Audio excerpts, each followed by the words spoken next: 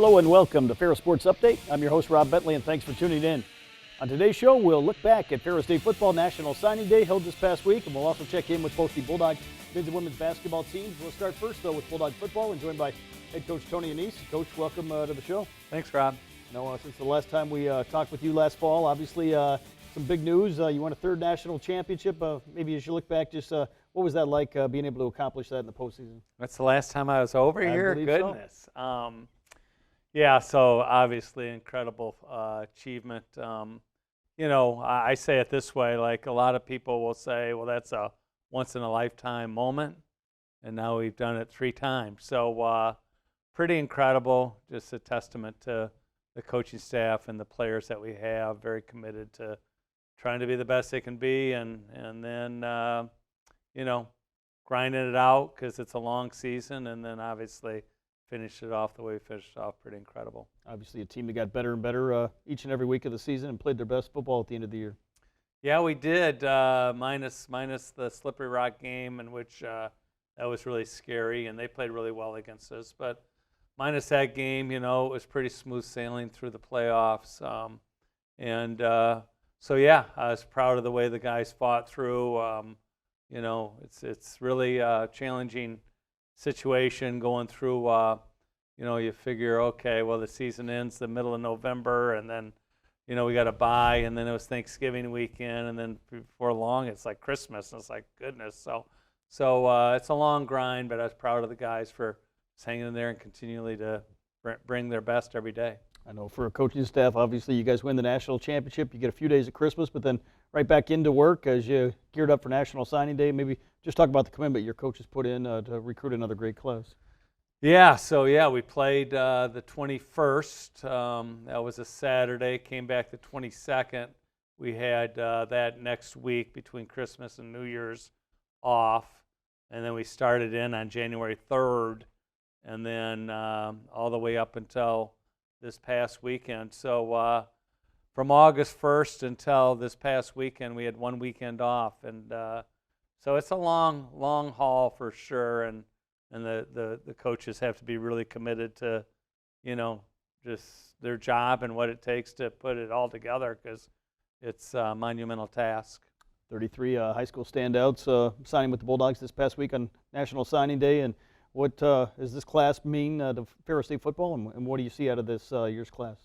Well, sometimes you look back and evaluate things, and you're like, well, it's cool to win 3 national championships, but the long haul, the stability over the long haul, like our basketball team winning 20 games for as long in a row as they've won 20 games in a season, or what we've done being in the playoffs 10 straight years, that's really the measure of a great program, just being able to be consistently great year in and year out. And so this class just keeps us doing that, right? The bottom line is we've got, good returning players, and you just got to continue to build it. You got to be smart and strategic in making sure that you put a class together, and I think we did that very well. Obviously 20 from the state of Michigan, 11 from Florida, 2 from Illinois, and started kind of right at home in your own backyard here in West Michigan.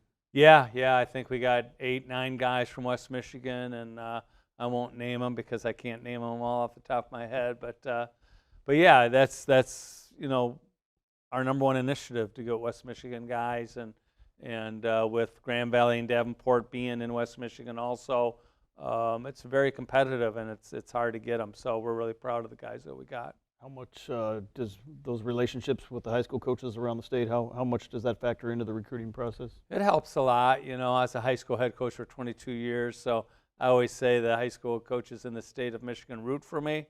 They've helped me through the whole thing, building this program, and so I'm not saying kids get told where to go, but just having a great rapport with them and making sure that you treat them with respect and you recruit their buildings the right way. It's a big force in us being as good as we are. Obviously 11 from the state of Florida, the 14th straight year. You've had some Florida signees, and just how much easier has that gotten to recruit kids out of the Florida State? Well, I mean, I hate to say it this way, but it's been easy from the beginning because they know Ferris State. They know how successful we are. But back in the day when I first started, they knew me because I was JUCO coach at Grand Rapids Community College, and so we recruit Florida then quite thoroughly. And so, I still have guys that say, like, I was going into one school, and he goes, "Hey, Coach, I still got your name down as a GRCC head coach." So they don't forget who you are, and they try to help as well. And there's a lot of Florida guys that are Division I guys that get missed, and so we go in there and take advantage of that. Obviously, coaches play a big part in the recruiting process, but when you get these kids to campus, how much do the current players really help sell the university? Oh, that's a great point. The bottom line is they can feel our culture, right? A lot of people talk about how great a culture is, but ours is authentic. You can feel it. You can feel it with the relationships our players have with the coaches, the way our players interact with each other, the way a freshman interacts with a senior. I mean, those are all really important things that, you need to feel when you're on a visit. And so I think when people visit here, they feel like, hey, this is a great home for them. And it's a lot to do with our players and how they, feel about being here. Obviously, those current players kind of going through lifting, winter conditioning now, and hard to believe spring ball just a month or so away. Yeah, a lot to get going now. It's like there's just these little transitions in your life as a coach, and now the next transition here is now winter conditioning, which we're going to start after it tomorrow morning at 6 a.m. and we'll grind that out for about 3 to 4 weeks, and then spring break will hit, and then spring ball starts. Obviously, over the course of the spring, what are some of the goals in terms of what you want to accomplish here with the guys coming back? Well, I always say this, that we always have the same goals. One's to have fun in spring ball. 2 is to make sure we stay healthy. And 3 is just to grow some players. And I'm more concerned with growing players that are like true freshmen and going into their second semester at Ferris now compared to like growing guys that are proven commodities, Now, proven commodities will participate in spring ball for the most part, but we'll definitely keep their reps down and make sure that they got quality reps, but that we don't burden them too much, because we did play on December 21st, so we did get, spring ball's a month, and we got, fall/winter ball from the middle of November to the middle of, December 21st, and so we get a lot of extra weeks going that long and in the playoffs, and so I don't want to overburden our veterans and the guys that are proven commodities. Coach, thanks for the time and great signing day class this past week, and looking forward to more to come. Yeah, appreciate it, Rob. Thank you. We'll be back with more Ferris Sports Update right after this. First, you'll move in. Explore campus. Make your first music video. Animate a logo. Create a documentary. Stream sports. Produce live television. Collaborate with others. And make an impact. Learn how to capture the moment in television and digital media production at Ferris State University. So, you're finishing high school and you're getting asked, what's next? At the College of Business at Ferris State University, we got you covered. Here, we'll lead you down the right path. Learn from industry-trained professionals, work on real-world projects, and explore innovative opportunities that set you apart. Whether you're dreaming of leading an organization, launching your own startup, or mastering cutting-edge tech, Ferris State University helps you turn your vision into a reality.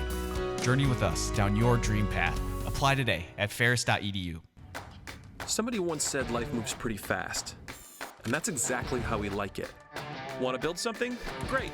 Start businesses, build bridges, raise a whole city. Future in fighting crime? Want to save lives? Do it all here. But you've got to go forward fast. Because today is now, and tomorrow is soon. And to get ahead of the game, you got to get ahead of your time. This is your future, so take it and move all of us forward.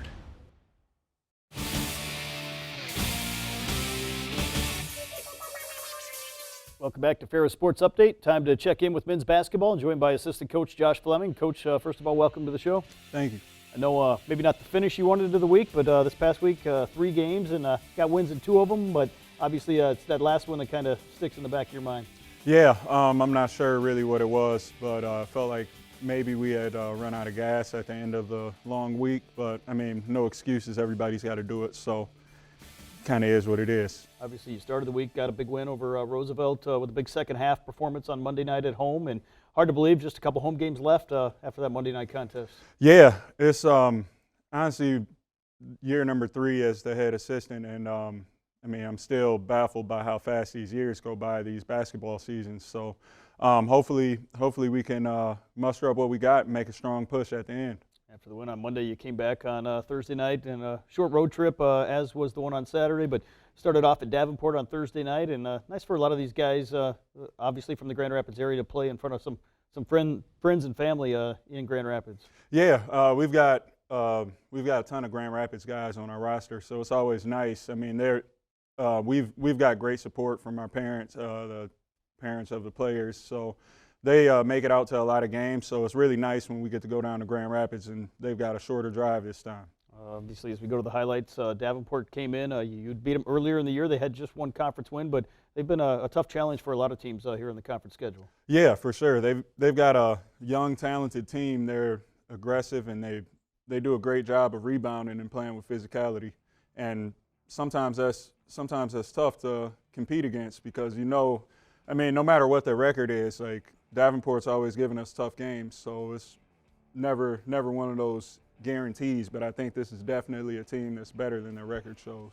Obviously here early on, kind of back and forth, but we'll see you guys use really a late first half surge there to take a 9-point halftime lead and a key stretch there in that final 5 or 10 minutes of the first half. Yeah, we had some guys step up and make some nice shots. I know I remember Kel made one right before the break, and Ethan had a shot to make a half quarter. He's probably one of our best half court shooters too. So it would have been nice if that went in, but I mean, it is what it is. We made a strong push to close out the half. Obviously, here we see Ethan with the basket here, and he'll eventually hit a couple big shots late in the ball game, but nice to see him come out, play well, finish with 21 points. Yeah, Ethan had a nice game for us, and he closed it for us at the end too. So it was nice to see, just seeing Ethan do what he does, and it was nice to see how our team rallied and closed that game out. What were some keys here in the second half to be able to hold on to that lead? I think they cut it to 3 once, but then you guys made some plays to push it to a double-digit margin. I believe we got out-rebounded this game, and that was one of our areas of concern. So we were just focused on limiting their possessions to one shot and closing it out with a rebound. And I mean, we weren't able to completely do that, but we did a better job than we did in the first half. The first half was out of control. Obviously, on the defensive end, you guys got some big stops when you had to. We see him hit a couple threes here, but you got some big stops down the stretch when you needed to. Yeah, we did. We actually were able to stay solid in our defensive principles and not really give up too many good looks. We did a good job of closing this game out. Obviously, Ethan right there with 2 shots. Both looked identical, but 2 big baskets down the stretch, and you get the win. And always nice to start off the weekend on the road with a big victory on Thursday night. Yeah, for sure. It kind of sets the tone moving forward for the weekend. But I mean, as we know, we couldn't really close out the weekend the way that we wanted to. So, but it was nice. It was nice to get that one. It was good to get the split. Came back on Saturday, obviously a rivalry game against Grand Valley State. Played them for the second time this year. As a former player, what's it like kind of playing in that game and playing in front of so many fans? It's one of those standalone games for sure. It's one of those that are, I mean, no matter how good we are, how good they are, or whatever the case may be, we could both be over. But if we win that one, then the season doesn't really feel all that bad, So it's a competitive game. It's a rivalry game, and they were ready to play. I don't think we were. Obviously, they were coming off a big win over Lake Superior on Thursday and got off to a great start here in the first half. And you guys had trouble here early on knocking down some shots, although we see a couple baskets right here. Yeah, we had a tough time generating offense, and we settled a lot, in my opinion. I think we settled for too many jumpers. And then they're a powerful team, especially at home, and they do a great job of rebounding. We got out-rebounded by 15, I believe.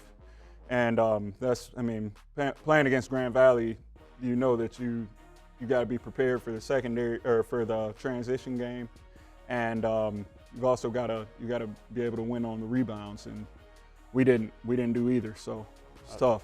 Obviously, they had a lot of returning talent from a year ago. Have added some new pieces, but team that went to the GLIAC tournament championship game that you guys beat last year. Yeah, and I mean, I'm sure they remembered it. They played this game like they did indeed, but yeah, they've got a good team. You'll never really see an untalented Grand Valley team, that's for sure. But they were good. They were good, and they played hard, and they deserve to win. Obviously, as we look at the crowd here, big crowd, and a lot of Bulldog fans there, and always nice to see some of your former teammates, some of those alums that were back in the building. Yeah, the Grand Rapids alums were there in full force, and I mean, we kind of let them down. So it's a disappointing feeling, but hey, we win together, lose together. Obviously, you got to put that one kind of behind you quickly. Tough road trip this week as you travel to Michigan Tech and Northern Michigan, and two very good opponents coming up this weekend on the road. Yeah, you and I have both been around long enough to know that in the GLIAC, you take a bad loss, you got to learn what you can from it, and then you got to flush it, and it's time to move on to the next game, whether you win or lose. And now we're headed up to Michigan Tech, and they got a hold of us earlier this year. So, I mean, we got to move on fast and be able to get our minds right for the UP trip. Obviously, a lot of games still left here on the schedule. 6 games left in the regular season before you get to postseason play, and a lot of goals still out there for you guys. Absolutely. If first place is available, we're going for it. But if not, then we're going to focus on regional positioning and try to control our own destiny as much as we can. Having been there before, as you go to Tech and Northern, obviously 2 tough places to play, and Northern a little different this year with a new venue that you'll be playing in. Just how important is it to be ready to go once the ball's tipped up here in these 2 games? Very important. I mean, we learned the hard way against Grand Valley. I'm ready to move on from that, but I just got to reference it really fast because, I mean, if you show up not ready to play or you come out not ready to play, then you dig yourself an early hole, and then trying to fight back on the road in that situation is, I mean, that's a losing formula. So we gotta have our minds right going up to the UP, new venue at Northern Michigan, and I mean a very familiar venue at Michigan Tech. So I mean we got to do what we can to try to do our best on this trip. Well, Coach, thanks for the time. 20 wins on the season already here for the Bulldogs, and hopefully a couple more coming up this week.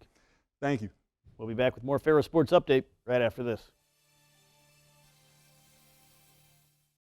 What makes a champion? It's not just about trophies. It's about determination, effort, and the willingness to take on tough challenges. At Ferris State, you'll receive hands-on learning from industry-trained faculty, work with the team, and find your community. To take on every challenge with pride. Learn more or apply today for free at ferris.edu.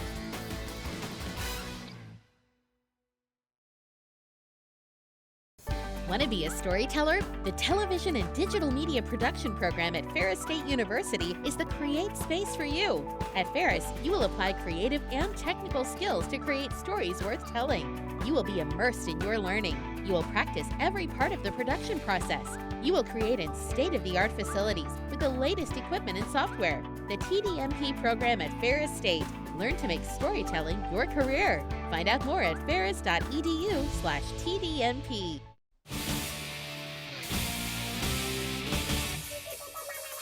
Welcome back to Ferris Sports Update. Time to check in with women's basketball. I'm joined by head coach Kurt Westendorp. Coach, first of all, welcome to the show. Glad to be back, Rob. Kind of a busy stretch last week, 3 games in 5 days, and didn't have a whole lot of time to really rest and kind of think about what was going on.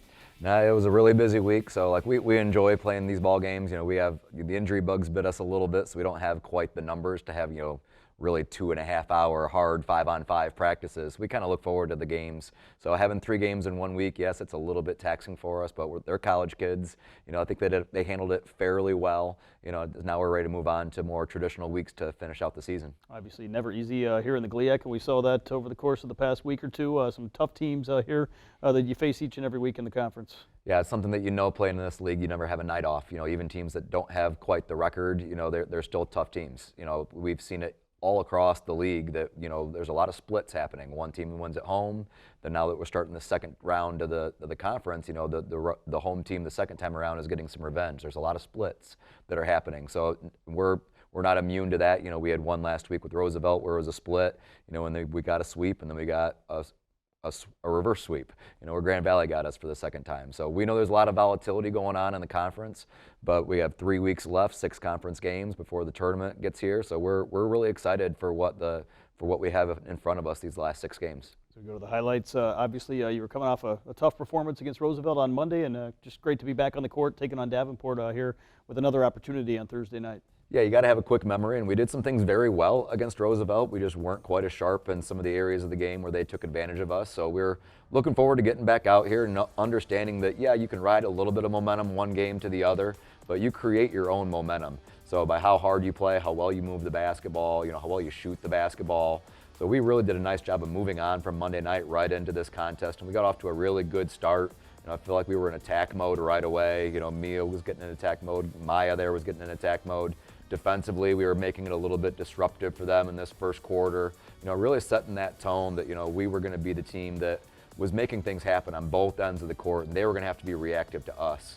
So right here, moving it, knocking down a 3 to get a couple buzzer beaters there. I feel like that was a little bit of a backbreaker, you know, to go in to finish the quarter 25-10, you know, instead of 22-10. You know, it was nice to keep riding that momentum. Obviously, you only had 8 players in uniform, but really allowed all 8 players to kind of get in a rhythm and get a lot of playing time here in this game. Yeah, they really did. We understood that, you know, rotations was going to be more based off of keeping people fresh and fouls, not really based on, okay, how are people playing? You know, we trust every player that we put out there on the court. So I feel like they found a nice rhythm. I felt like we were able to stay pretty fresh, even with only playing 8 players. You know, we didn't really press in this game, which has been a little bit of our MO on the season, as we've done a lot more pressing. So we kind of took that off to save legs a little bit, and we really just found a different way to win the game. Of course, with only 8 players, some players really kind of racked up some numbers. Emma Skirbick with 24 points. Maya Hiram had 23, and then a rare triple-double for Mia Riley with 18 points, 10 rebounds, and 10 assists. Yeah, really rare. I think we said it was the second in school history, and our assistant coach, Mallory McCartney, has the only other one, and I think that came a couple years ago. So we were informed by Mal that she was close, needed like 2 assists in that fourth quarter. So we kept her in there a little bit, you know, only rotating 8 through. And we had several opportunities here in this game to knock down that 10th assist. So we were kind of hunting it that entire last part of the game, and here's to finish it off with less than a minute to go. Emma was the one that knocked it down for us. So Emma gets her career high, you know, 7 threes on the game. Mia gets her triple-double. So it was nice to see them really enjoy each other's success. Obviously an outstanding performance on the road, and never easy to do it on the road here in the GLIAC, but important to get road wins. Yeah, you have to rack those up when you get the opportunities. I mean, every team has some good wins in our league. You know, Davenport just a couple weeks back beat Parkside on their home court. So, and you look at record-wise, you'd say, how does that happen? So you know that every time you show up, you got to make sure you're taking care of your business. Even in those games where, okay, the record is going to look like the game should go one way or the other. Coaches are smart enough to understand, you know, it's going to be a few possession game here or there, and depending on how a team shoots the ball, momentum can go one way or the other. Obviously, you came back on Saturday taking on Grand Valley State, #1 in the country, in a rematch of last year's regional final, and we got off to a great start, but kind of a tale of 2 halves here in this basketball game. Yeah, it's always going to be a challenge. You're playing the #1 team in the country. They have a lot of experience. You know, they did a nice job of moving the basketball in that first half. You know, they got a lot of the shots that, you know, we said we were going to kind of have to live with. And they knocked them down and got momentum. But really the big part of this game is like they played an excellent half of basketball defensively in that first half. You know, we took better care of the basketball than we did in the first game against them, but the quality of shots that we got was a lot lower. We weren't as aggressive in the first half. You can see us here just a little bit of a step slow, you know, and their defense really flew around, did a nice job of harassing us. You know, they did an excellent job of just setting the tone in the ball game. And you mentioned it, we came out in the second half, we played at a lot different pace. You know, I feel like a little bit of that's mentally, you know, when one team has a big lead and one team's trying to fight back, you know, that the team that's trying to fight back usually plays a little better energy and a little better pace. So proud of the kids and the way we came out, but we know that to beat this team, which is something we believe that we're capable of doing, you know, it's going to take all 40 minutes, and that's something that we just did not give on this Saturday. Obviously, here at Grand Valley State, a great crowd on hand, and a lot of supporters here on both sides for this game. Yeah, it's always awesome to come into this building. We had a lot of our alums that were in the crowd, kind of see some of them in the crowd shots. You know, the Grand Valley fans showed up. I think everyone knows that, you know, it's the marquee game, you know, in the GLIAC over the last couple of years, especially where we've been 1 and 2 in the conference. You know, us and Northern have kind of been trading off that second place for the last couple of years with who's who's providing the biggest challenge to GV, and getting a couple wins against them last year kind of proved, what kind of a game it could be. So it's always awesome to see people show up and show out for this game. It's unfortunate that we couldn't get, off to that better start. Because I really believe if we can get off to a better start against this team, it's going to be one of those games that has a chance to go down to the wire. Even though they're so deep and have so many weapons and so much experience, we're a team that even though we lost this game fairly substantially, we still believe that we can compete with that team. And now we have to just earn, our opportunity to see them in either the conference tournament, or if we can play well enough and play our way in to be in the NCAA tournament, that's really when you want to have that chance. So hopefully we can play well enough these last 4 weeks of the season to earn our way back there. Obviously, in order for that to happen, you've got 6 games left here in the regular season and a big road trip coming up this week to Michigan Tech in Northern Michigan. Yeah, all attention's got to be focused on Tech. When you have only this few games remaining, it truly has to be that one game at a time, because every game presents some new challenges for us. The matchups, for what we do well offensively, what they would do well defensively, every game is an individual matchup that you can't get caught looking too far ahead or thinking about what this game is going to mean. You got to focus on what it takes. As our captains group, we talked a lot about, focus on the things that it takes to win and just be very good at those things. So Thursday night's where all our attention is. Hopefully we can, come out and get a good start, play and get a win, ride a little bit of momentum going into the Northern game. But the Northern game is going to also be a little bit different from how it was at our place when they got the better of us. So we always look forward to this trip and looking forward to 2 great opportunities. Well, Coach, thanks for the time. Best of luck Thursday at Michigan Tech and Saturday at Northern Michigan. All right, thank you, Rob. That'll do it for Ferris Sports Update. A reminder, you can log on, find out more at ferrisstatebulldogs.com. Have a great week, everyone.